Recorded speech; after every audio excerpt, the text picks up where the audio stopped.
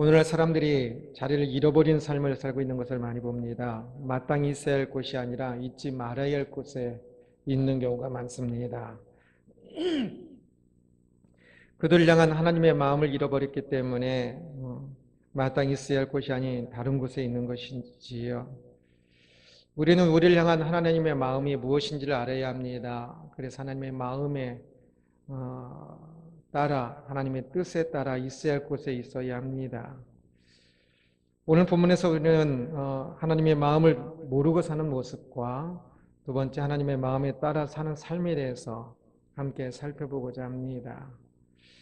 오늘 본문의 전체 이야기는 방을 중심으로 해서 사건이 일어난 이야기입니다.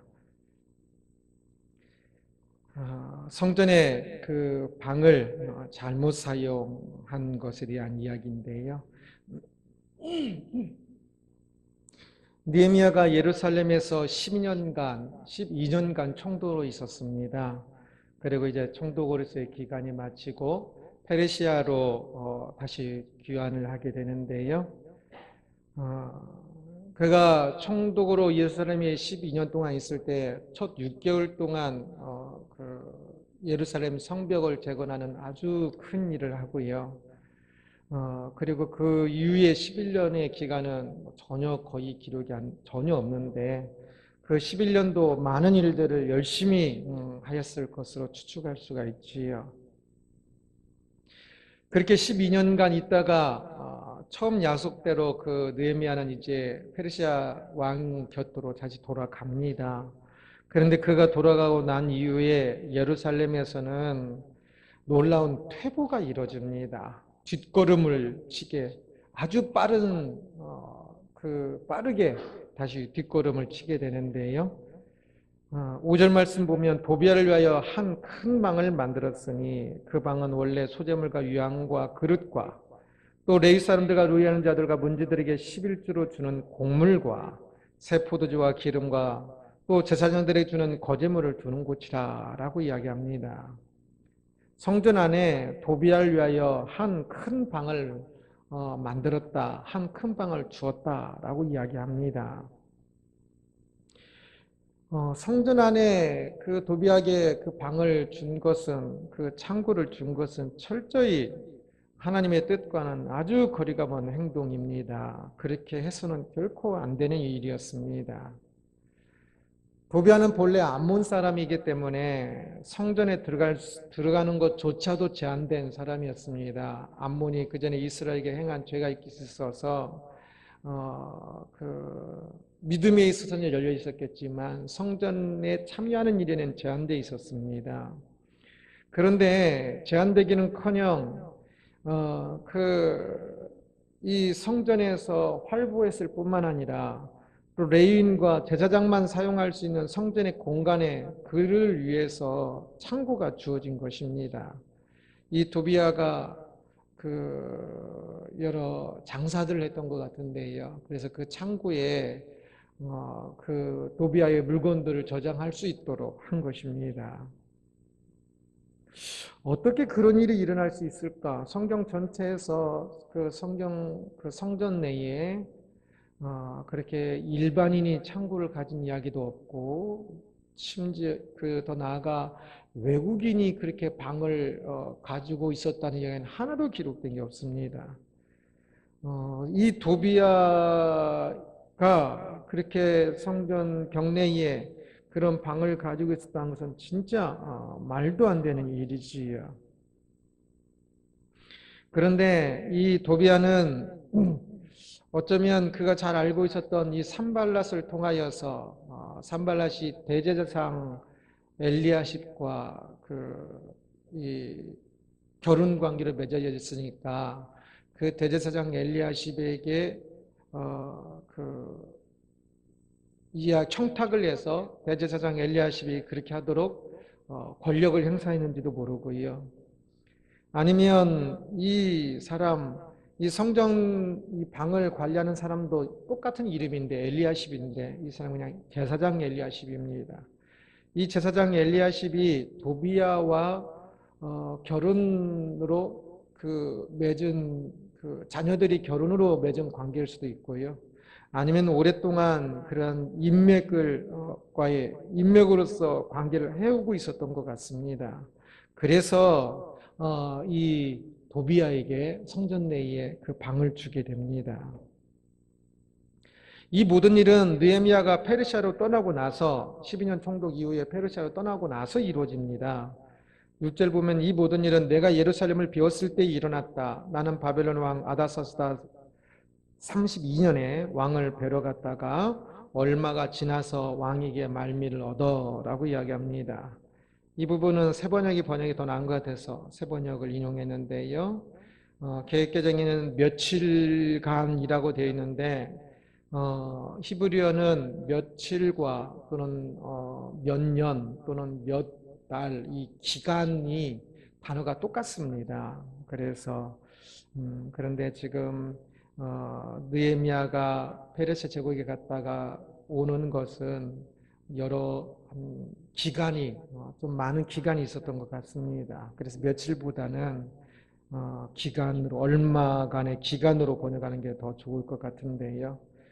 최소한 왔다 갔다 하는데 110일이 걸리고 그리고 또 총독으로 있다가 느헤미야가 그냥 페르시아에 잠깐 갔다 온 것이 아니라 페르시아로 이제 귀환을 아예 해서 왕 옆에 있다가 다시 잠시 예루살렘으로 돌아오는 것이거든요.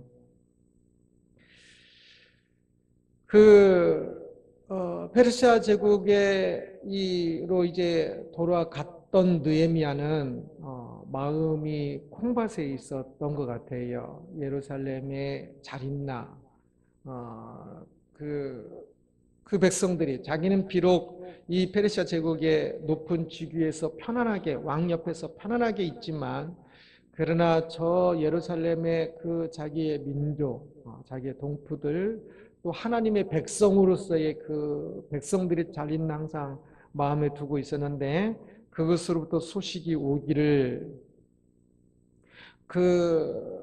다시 뒤돌아 이 자신이 해놨던 많은 일들이 다 거꾸로 간 것을 아주 잘못된 것을 듣게 되고 그래서 느헤미야가 다시 예루살렘에 잠시 오게 되는 것입니다.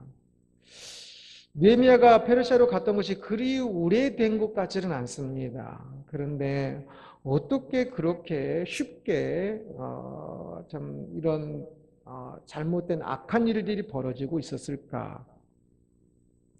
그들은 도비아가 성전의 경내에 방을 가져서는 안 된다는 것을 누구보다도 잘 알고 있었을 것입니다. 그러나 그들이 알고 있는 하나님의 말씀, 하나님의 마음보다는 그들은 도비아를 오랫동안 알아왔기 때문에 그리고 도비아를 통해서 검은 돈도 뇌물도 받았을 것으로 보입니다. 그렇게 사람의 정 그리고 또 제사장 엘리야십은 대제사장 엘리야십으로부터 또 이렇게 권력의 압박도 받았을 것 같고요. 그래서 그런 권력의 상하 계층의 그런 힘, 또 돈 이러한 것들을 인해서 이 엘리야십은 하나님 앞에서의 자신의 소임을 벗어나서 도비아에게 그 창고를 내주게 되는 것입니다. 그러면서 생각하기에 이것은 잘못된 것인데 라고 분명히 알았을 것입니다. 그러나 이거 대제사장도 저렇게 말을 하고 있고 또 이렇게 나도 내 안에 이렇게 돈도 많이 들어오고 여러 가지 이득도 있고 하니까 그냥 방 하나를 주는 것일 뿐인데 어떤가라고 생각을 했을 것입니다. 그러나 이 도비아는 이 성벽을 재건하는 이 하나님의 일에 계속 적대시했던 사람이거든요. 그리고 이방인이고 들어올 수도 없는 사람이었고 그런데 그렇게 방을 주었으니 그것은 하나님의 마음을 몰라도 너무 많이 몰랐던 것입니다. 오늘날 우리들이 이 땅을 살아갈 때도 마찬가지입니다. 우리는 하나님의 말씀을 지키면서 살아가야 하는데요. 그러나 이 세상에 우리도 살 때 세상은 또 많은 것으로 얽혀 있지요. 사람 사이에 인맥, 권력, 돈들이 얽혀 있습니다. 그래서 어쩔 수 없는 일들로 여겨지는 일들을 당하게 되지요. 그래서 어쩔 수 없다고 생각합니다. 세상에서 살아남으려면 어쩔 수 없는 것이라고, 이것은 하나님께서도 이해하실 일이라고, 먹고 살려면 어쩔 수 없는 것이라고 생각을 하면서 이 말씀을 어기는 일들을 합니다. 그러나 그러한 변명은, 어쩔 수 없다는 말은 하나님을 참 전지전능한 분이 아니라 참 무능한 신으로 전락시키는 것입니다. 내가 어쩔 수 없다는 것은, 하나님의 백성이면서도 어쩔 수 없다는 것은 그 하나님이 어쩔 수 없다고 말하는 것이나 똑같은 것입니다. 어쩔 수 없어서 우리가 죄를 행하는 일에는 결코 없습니다. 이 진짜 어쩔 수 없는 것과 가짜 어쩔 수 없는 것을 구분해야 하는데, 남들이 하는 일들에 대해서는 어쩔 수가 없는 것이지요. 그것은 사실 내 책임이 아니니까 그 부분에 대해서는 말할 것이 아니고요. 그러나 내가 선택하는 일에 있어서는 어쩔 수 없이 악을 선택해야 하는 경우는 없습니다. 신앙의 선배들은 그 믿음을 위해서 목숨을 버렸습니다. 순교하였습니다. 그들도 어쩔 수 없어 라고 말을 하면서 다른 걸 선택할 수 있었던 사람들입니다. 그러나 어쩔 수 없어 라고 합리화하지 아니하고 그들은 목숨을 바쳐 믿음을 지켰습니다. 그들은 믿음을 지키는 것이고, 오늘 우리들은 돈이나 권력 때문에 어쩔 수 없어 라고 말을 하는 거니까, 믿음을 위해서는 목숨을 버려서라도 고백하지만, 이 작은 일들은 그냥 해도 되는 것처럼 생각하는 경향이 있는데 아니지요.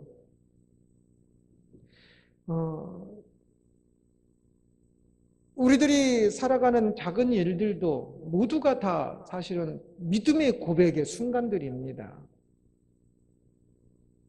어쩔 수 없다고 세상의 그러한 문화에, 세상의 그 거짓된 문화에 굴종해서는 결코 안 됩니다.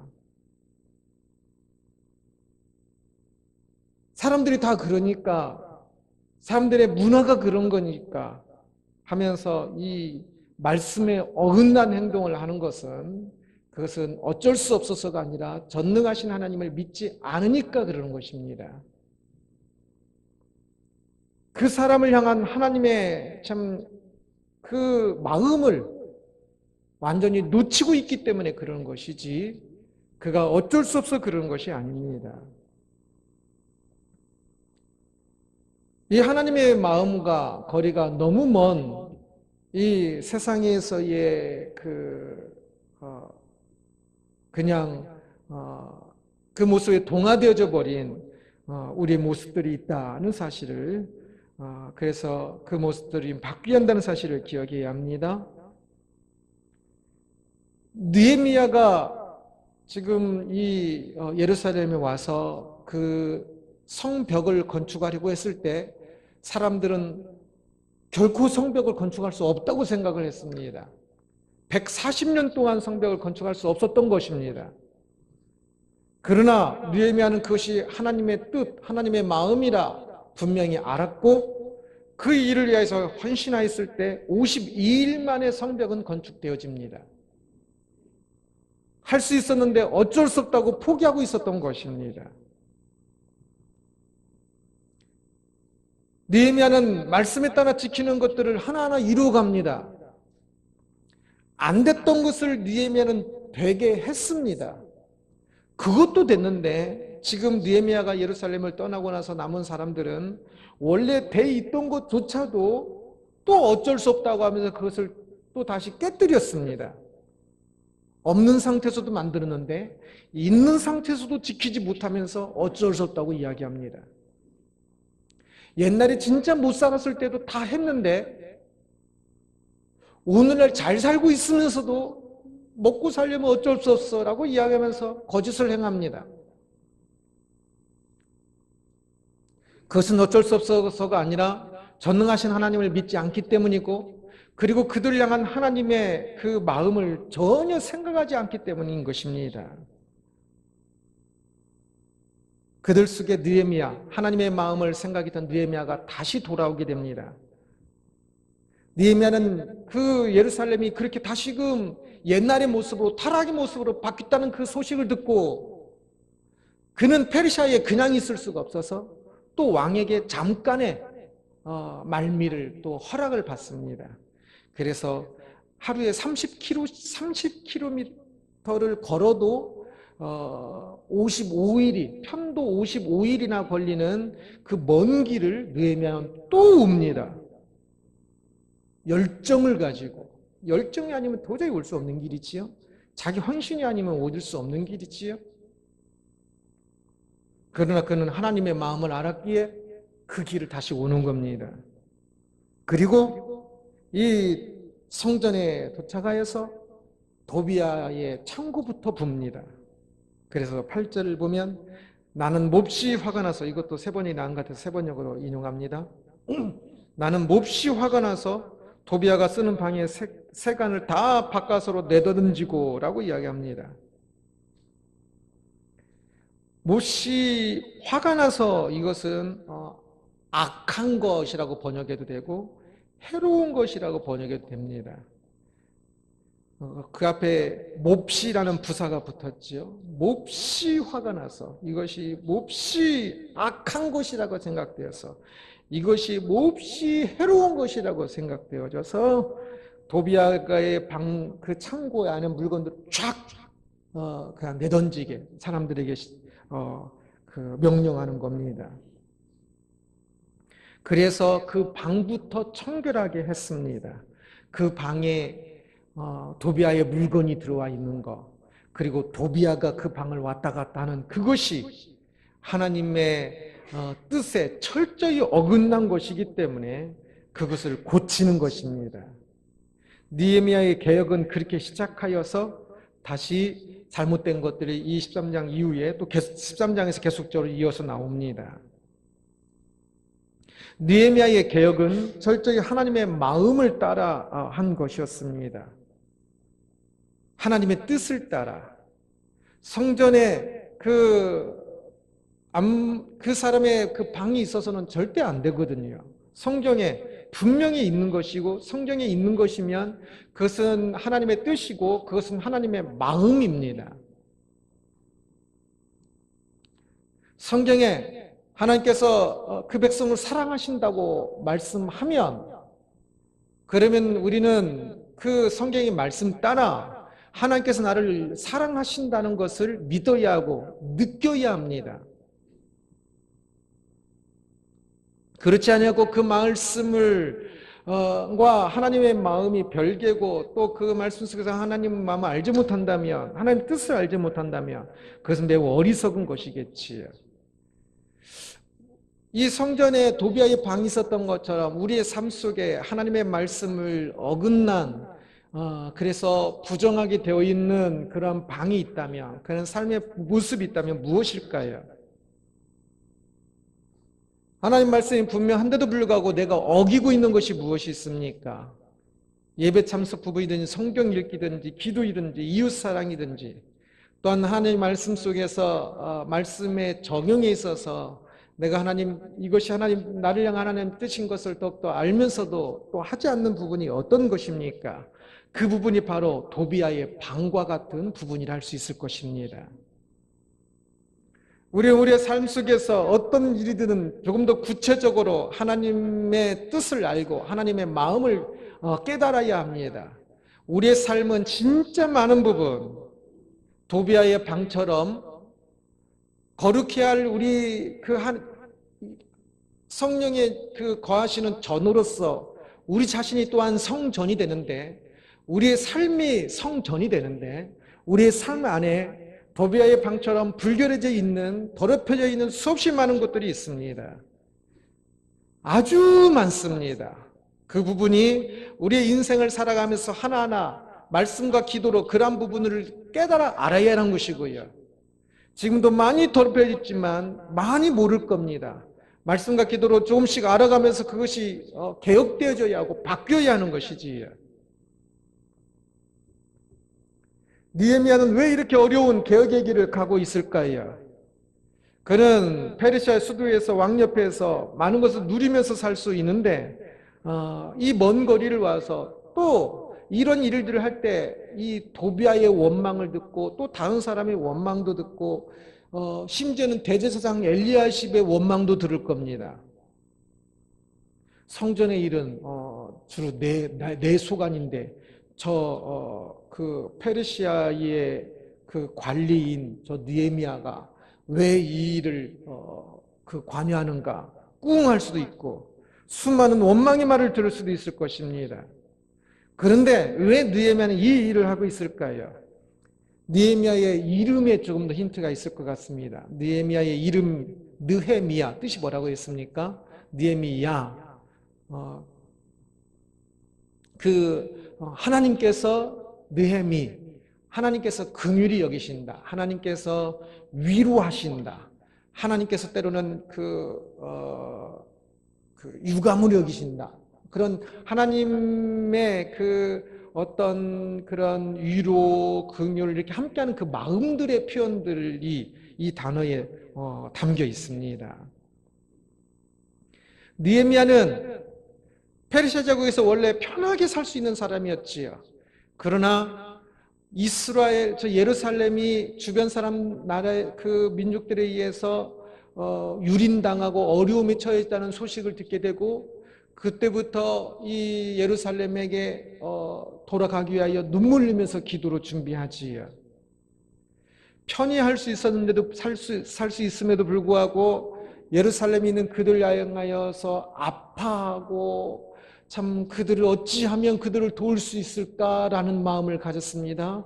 그것은 하나님께서 이스라엘 백성들을 긍휼히 여기셨기 때문에 하나님께서 이스라엘 백성들을 불쌍히 여기셨기 때문에 느헤미야가 그 하나님의 마음에 따라 자신도 그 이스라엘 백성들을 긍휼히 여기고 자신도 그들을 위로하기를 원했던 것입니다.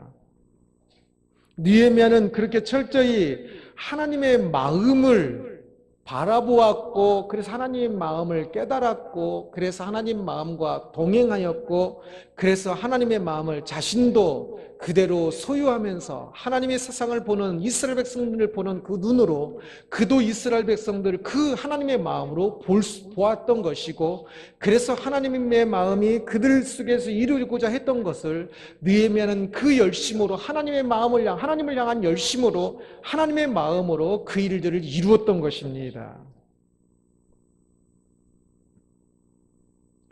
그래서 편히 살 수 있는 모든 것들을 다 박차고 예루살렘에 와서 그 고생들을 하면서 그 욕을 들으면서 그 어려움 속에서 그 일들을 하고 있는 것입니다. 느헤미야가 잠깐 돌아와서 제일 먼저 한 것이 성전 청결인데 이것은 참 단순히 성전 청결이기 때문에 귀한 것이 아니라 그것이 하나님의 마음, 하나님의 뜻이었기 때문에 귀한 것입니다. 느헤미야가 하나하나 이루어가는 개혁들은 백성들을 사랑하는 마음들은 다 그 자체로도 굉장히 귀한 거지만 그러나 그것이 진짜 귀할 수 있었던 것은 그것이 하나님의 마음이었기 때문에 그 하나님의 마음을 따라 느헤미야가 행동한 것이었기 때문에 그의 그 모든 일들은 더욱더 가치 있는 일들이 됩니다. 느헤미야가 만약 하나님의 마음에 무관심한 채 자신의 마음대로 자신의 마음의 편함대로 페르시아 제국 내에서 술 맡은 관원으로서 높은 직위에서 그냥 편하게 있었다면 그의 삶은 우리들이 오늘 이렇게 기억하면서 하나님께서 기억하시는 그 귀한 삶이 되지 않았을 것입니다.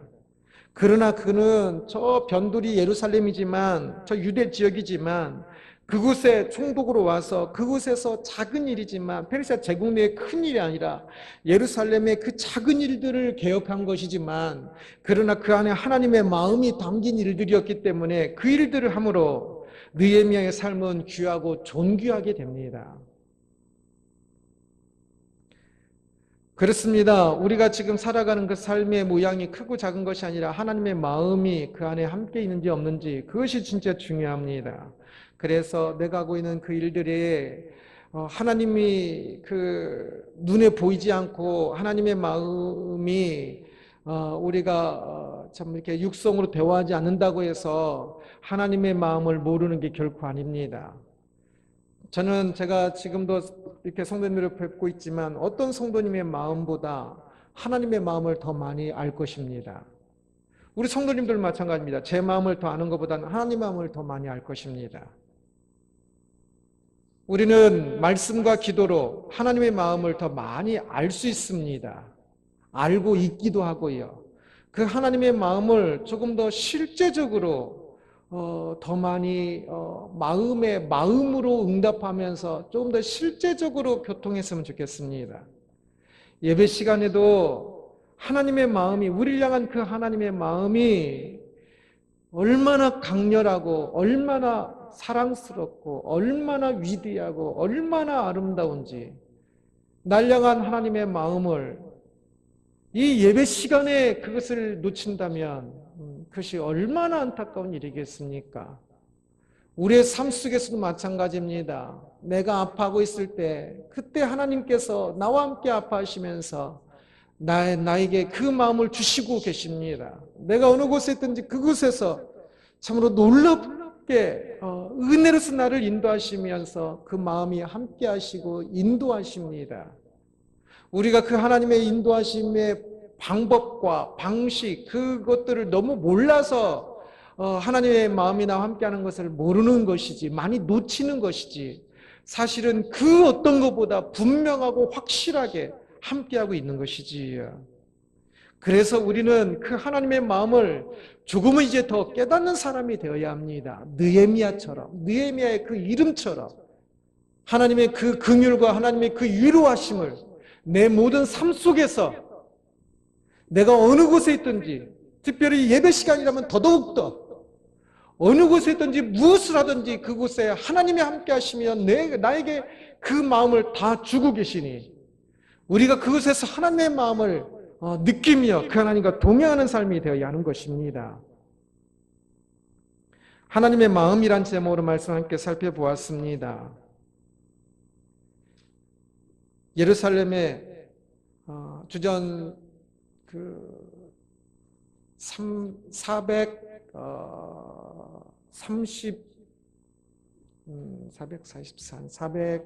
432년 정도 되겠네요. 432년 정도의 예루살렘의 방 하나를 어떻게 사용하느냐, 예루살렘의 성전의 방 하나를 어떻게 사용하느냐, 어떻게 보면 아무것도 아닌 것 같으나 그러나 그것 하나 안에 진짜 그 방 사용 안에 그 사람들의 삶의 자세들을 볼 수 있고 그것이 얼마나 또 중요했는가를 살펴보았습니다. 그 방을 사용하고 있던 도비야, 또는 그것을 허락했던 제사장 엘리야십, 또 대제사장 엘리야십, 그들은 그것을 아무렇지 않게 살고 있었으나 그러나 그것은 사실 하나님의 뜻과 마음과 너무나 거리가 먼 것이었고 참으로 악한 것이었으며, 바로 그것은 그들의 다른 사람들도 그들이 하나님의 마음과 거리가 멀리 살고 있었다는 것을 단적으로 보여주는 모습이었습니다.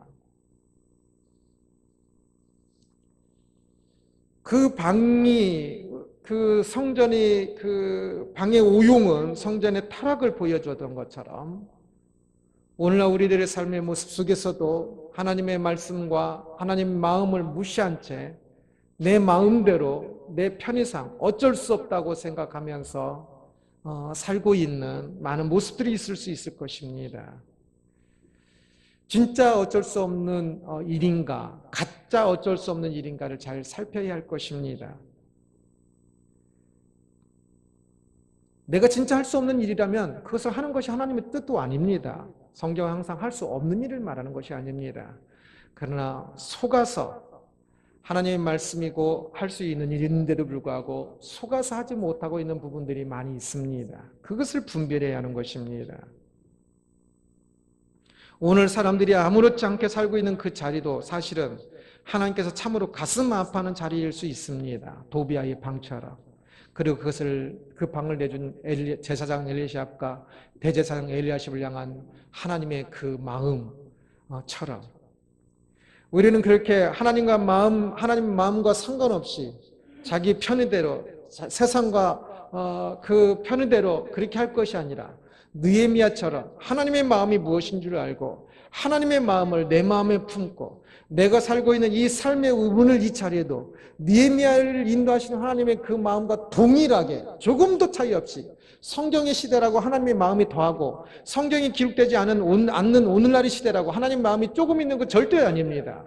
하나님의 마음이 느헤미야와 함께했고 느헤미야가 하나님의 마음을 더욱더 깊이 느끼며 하나님의 마음으로 살았던 것처럼 오늘날 우리들 또한 하나님의 마음을 생각할 줄 알아야 하고 하나님 마음을 볼 줄 알아야 하고 말씀과 기도로 더욱더 날마다 풍성하게 하나님 마음을 깨달아야 하고 감격해야 하고 감동하면서 하나님이 내 삶 속에 이렇게 나를 사랑하시고 하나님께서 내 삶 속에 이렇게 인도하시고 하나님께서 나를 통해서 이 일을 하게 하시고 하나님께서 나를 통하여서 생수의 강이 흘러가게 하시는 것을 더욱더 참 경험하며 고백하며 그렇게 사는 우리들이 되기를 주님의 이름으로 축원합니다.